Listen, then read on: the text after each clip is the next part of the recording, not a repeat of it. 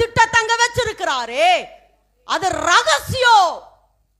ஒரு சில நேரம் உண்மைமா விடையே தெரியாது நம்ம வாழ்க்கையில, ஏன் இதுன்னு விடையே தெரியாதுங்க. ஆனா கர்த்தர் ஒரு திட்டம். ஏன்னா நான் களிமண், அவர் குயவன். அவர் இஷ்டத்துக்கு தாங்க என்ன வணைவாரு, அவர் இஷ்டத்துக்கு தான் என்னை வணைவாரு. நான் அவருடைய கையில் களிமண், அவர் பிதா குயவன். அவர் விரும்புகிறபடிதான் வணைகிறாரு. ஆனா இந்த ரகசியங்களை தெரியாம விழுந்து போனவங்க இருக்கிறாங்க.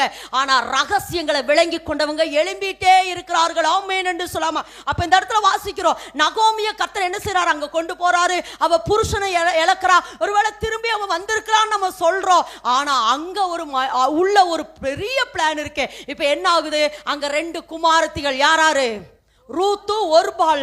அவங்க என்ன செய்யறா, தன்னுடைய 2 பிள்ளைகளுக்கும் இந்த 2 குமாரத்திகளை அவ என்ன செய்யறா, திருமணம் செய்ய வைக்கிறா. என்ன செய்ய வைக்க